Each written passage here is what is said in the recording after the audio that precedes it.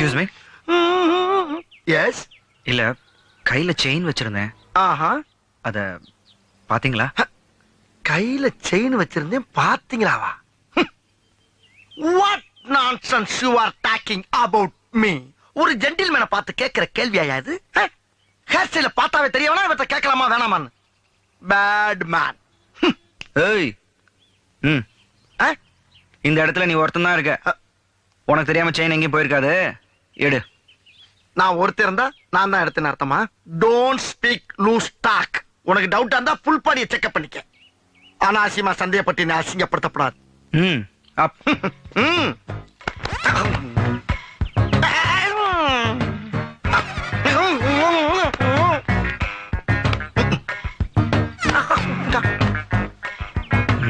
Clear ஆயிடுச்சா? ஆள் பார்த்து பேச பழகிக்க. ஏய்,